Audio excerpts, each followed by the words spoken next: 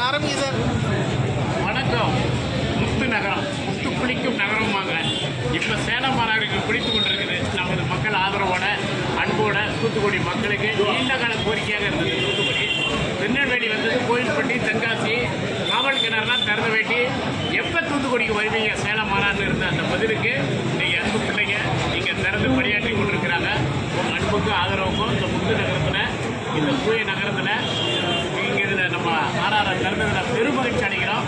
முக்கியமாக நம்ம அமைச்சர் அவர்கள் கீதாஞ்சீவன் அவர்கள் வந்து திறந்து கொடுத்தாங்க.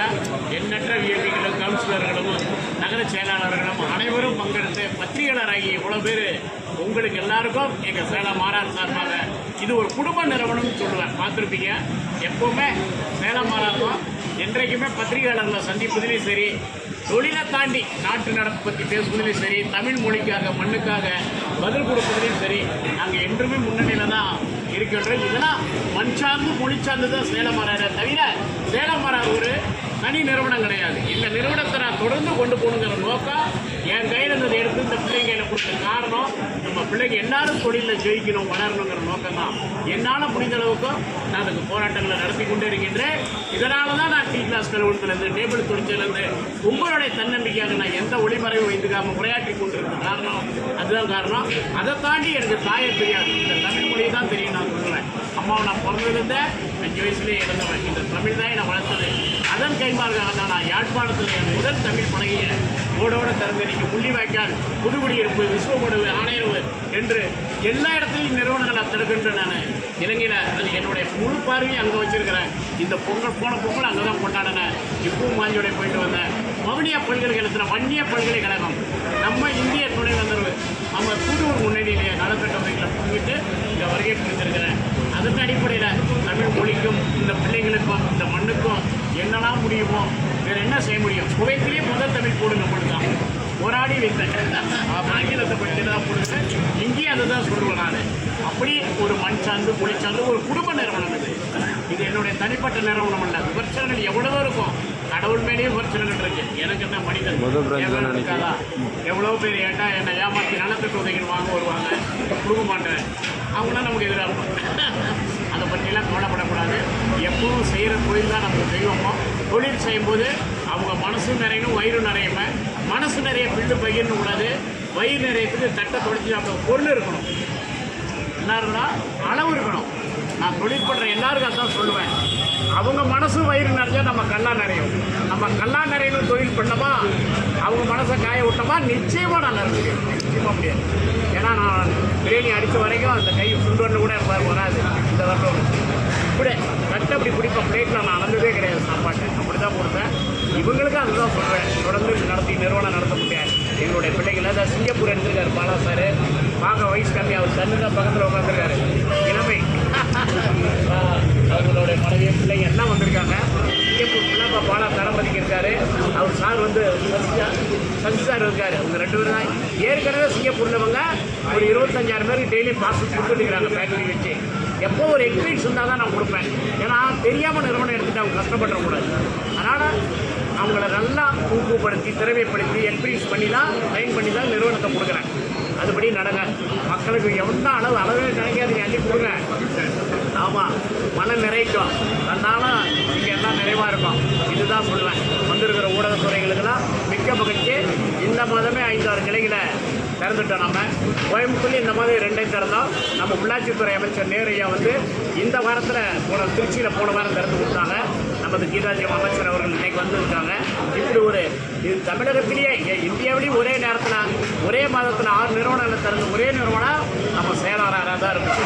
இதுதான் விமர்சனத்துக்கான பதிலடி. ஒரு நட்பு ஆதரவும் மக்கள் என்னை தாங்கி பிடிப்பதற்கு அந்த தமிழக மக்களுக்கு மீண்டும் மீண்டும் பாதங்களோட நன்றியை தெரிவித்துக் கொள்கின்றேன்.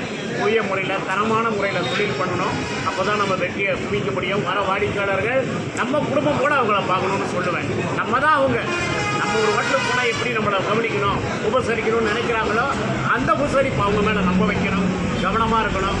இன்றைக்கி ஆள் பற்றாக்குறை நிகழுது. எல்லாம் நம்ம பிள்ளைங்க எல்லாம் படிச்சுட்டாங்க. தமிழகத்தில் பாருங்கள், நானே ஒரு தள்ளுவண்டியை எத்தனை 100 கடையில் கொண்டு வந்துட்டு ஆள் பற்றாக்குறை. எத்தனை துணிக்கடைகளாக எத்தனை ஆயிடுச்சு. இன்றைக்கி திருநெல்வேலியில் இருந்தவங்கெல்லாம் இப்போ துணிக்கடைக்கு உள்ளகிறாங்க. டெக்டைல்ஸில் நம்ம சரணா ஸ்டோர், போத்தீஸ், சென்னை சில்க்ஸில் எல்லாம் வளர்ந்துக்கிட்டே இருக்குது. அன்றைக்கி டீட்டர்கள் எல்லாம் ஒரு கடையை திறந்தவங்க. அப்போ இந்தியாவிலேயே இல்லை, ஆசிய கண்ட்ரி எடுத்துக்கிட்டிங்கன்னா ஆசிய கண்ட்ரியில் ஆஸ்திரேலியாவும் தென்கொரியா தான் முதலிடம் படிக்கிறேன். அடுத்து ஆஸ்திரேலியா, 3வது தமிழ்நாடு. ஆசிய கண்ட்ரிலேயே 3வது இடம் தமிழ்நாடு. இந்தியாவிலேயே அதிக பெண்கள் வேலை வாய்ப்பில் இருக்கிறது தமிழ்நாடு. நம்ம இப்போ பெண்கள் தான் அதிக வேலை வாய்ப்பில் இருக்கிறோம், 43% இருக்கிறோம். இந்தியாவில் சராசரி படிப்பு 20-23% கூட தான் இல்லை. அதில் தமிழ்நாட்டில் மட்டும் படித்த பெண்கள் 73% சர்வே இருக்குது. அந்த அளவுக்கு தமிழ்நாடும் கேரளாவும் இருக்குது. அதிக பின்தங்கிய படிப்பில் மாநிலம் பீகார் இருக்குது. அதெல்லாம் கவனிக்கட்டும். நம்மளுக்கு இன்றைக்கி 5வது 6வது முறையாக முதல் மந்திரி ஆகியிருக்காங்க, ஆட்சியை பிடிச்சிருக்கிறாங்க. அந்த ஆட்சியாளர்களுக்கு உங்கள் மக்களை அறிவாக சொல்லுவேன். அந்த அளவுக்கு தமிழ்நாடு முன்னணியில் இருக்குது. நம்ம பிள்ளைகள்லாம் படிச்சுட்டு ஜெர்மன், அமெரிக்கா, கன்னடான்னு தமிழர்கள் இன்னைக்கு சுந்தர் பிச்சையிலேருந்து இன்னொரு தம்பி வந்துட்டு இருக்காரு. சுந்தர் பிச்சைக்கு அடுத்து சிவா கூகுளத்திலிருந்து சீனிவாசன் எல்லாம் நினைக்கிறேன், அது ஈக்குவலாக வந்துட்டு இருக்கிறாரு. அந்த அளவுக்கு தமிழர்கள் உலகத்தை ஆண்டு கொண்டிருக்கின்றோம். அதனால் நம்ம போய் ஒரு காலத்தில் மலேசியா, பர்மா, கர்நாடகா, இலங்கை, மலையாள தமிழர்கள்லாம் நம்ம தமிழர்கள் வேலை புரிந்தாங்க. இன்னைக்கு அத்தனை ஊரில் இருக்கிற இந்தியாவே தமிழ்நாட்டில் வந்து பிழைக்கக்கூடிய நிலையை இந்த ஆட்சியும் திராவிடமும் இந்த 60 ஆண்டு காலமாக 1948 இந்தியா சுதந்திரம் அடைஞ்ச வேட்டி, 1967 திராவிட கழகம் ஆட்சிக்கு வந்த வேட்டி, இன்னும் மத்தியில் இருக்கிற யாரும் தமிழகத்தை ஆள முடியாத நிலையில கூட தமிழகம் தொழில்துறையிலையும் வளர்ச்சியிலையும் இந்தியாவுக்கு இல்லை, தெற்காசியாவுக்கே எடுத்துக்காட்டாக நிகழக்கூடிய மாநிலமாக தமிழர்கள் நம்ம அடையாளமாக உலகத்துக்கே உழைப்பில் நம்ம வாழ்ந்து கொண்டிருக்கின்றோம். அதனால் உலகத்துக்கே நீங்கள் வேலை வாய்ப்பை தரக்கூடிய இடத்துல தமிழர் நிறுவனம் வளர்ந்திருக்கிறது. இதுதான் தமிழ்நாடுடைய வளர்ச்சி, இதுதான் இந்த நாட்டினுடைய வளர்ச்சின்னு நான் சொல்லுவேன். ஏன்னா என் துறை அரசியல் கிடையாது, இருந்தாலும் என்னால் பேசாமல் இருக்க முடியல. இன்றைக்கி படிப்பில்லாத ஒரு தமிழ்ச்செல்வன் இந்த மண்ணில் ஜெயிக்க காரணம் நம்மளுடைய அது பெரியார் அவர்கள் போட்ட விதையோ, எத்தனையோ தலைவர்கள் போன்ற விதை தான். அது ஜீவாவை எடுத்துக்கலாம், அவர் பின்னாடி வந்த மரமொழி அடியாளர் எடுத்துக்கலாம், சொல்லிக்கிட்டே போகலாம், தலைவர்கள் அணுகி கொண்டே போகலாம். வீரத்தில் வீரநாச்சியலாக இருக்கட்டும், எத்தனையோ தலைவர்கள் இந்த மண்ணுக்காக மொழிக்காக போராடினீங்கள்லாம் இந்த வளர்ச்சியை பார்க்க தான். இன்னும் தூத்துக்குடி இப்போ புதிய விமான நிலையத்தை கட்டி தொடங்கி வச்ச இந்திய பிரதமருக்கு வாழ்த்துக்களை தெரிவிப்போம். இந்திய அரசுக்கு ராக்கெட்டு தளத்தை இங்கே கொண்டு வந்து சேர்த்ததுக்கு வாழ்த்துக்களை தெரிவிப்போம். இஸ்ரோவுடைய அடுத்த கிளையாக தூத்துக்குடி திருநெல்வேலி மாவட்டத்துக்கு வந்திருக்குது. அதே போல் நிலக்கரிய நம்மளுடைய திருநெல்வேலியில் என்ன ஏரியா நிலக்கரி கொண்டு வராங்க, அணுமின் நிலையம் அமைச்சிருக்கிறாங்க உடன்குடியில். அதுக்கு நம்ம நன்றியை தெரிவிப்போம். இந்த பகுதியில் மிகப்பெரிய வர்த்தக டாக்டர் கலைஞர் ஆட்சியில் இருக்கும்போது இங்கே ஒரு துறைமுகத்தை அமைக்க வேண்டும் என்று ஆசைப்பட்டார். ஆனால் ராமர் பாலம் கீழே போகுது என்று சொல்லி அதை தடைப்பட்டு போச்சு அந்த திட்டம். இல்லை என்றால் இந்த மாவட்டங்கள் இந்த பகுதியெல்லாம் அப்படி பூத்து புளி இருக்கும். மீண்டும் அந்த திட்டம் வந்தால் மகிழ்ச்சியாக இருக்கும் மக்களுக்கு.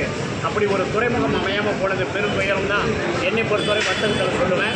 இருந்தாலும் இன்றைக்கி மத்திய அரசு இந்த பக்கம் ஸ்போக்கன் பண்ணி இவ்வளோ நலத்திட்ட உதவிகளை பண்ணும்போது வாழ்க்கையில் இன்னும் தொடர்ந்து பண்ணிட்டோம். இந்த தூத்துக்குடியில் சேலம் மாநகரை பதிவு பண்ணதில் ரொம்ப மகிழ்ச்சி. இன்றைய கூட்டங்களும் கட்டுக்கடங்காத அளவுக்கு அரசு மீட்டிங் கூட நடக்கக்கூடிய ஒன்று தான். மிக தரமான முறையிலும் செரிமான முறையிலையும் அவ்வளோ இஞ்சி பூண்டு ஏலக்காகல உள்ளே போட்டு நாங்கள் பண்ணுறதுக்கு ஒளிமறைவெல்லாம் கிடையாது. எவ்வளோ மல்லி பூஜெலாம் கொஞ்சம் பண்ணால அவங்க ஏலக்காய் இஞ்சி பூண்டெல்லாம் கூட இருந்தால் அது மசாலான்னு எடுத்து வெளியே போடாமல் கொஞ்சம் சாத்தில் மிக்ஸ் பண்ணி சாப்பிடுங்க. இரவு உணவை சீக்கிரம் சாப்பிடுங்க. எனக்கு பிரியாணி கடை வச்சுருக்கிறதுக்காக என் நைட்டில் பிரியாணி சாப்பிடுங்க நிச்சயமாக சொல்ல மாட்டேன்.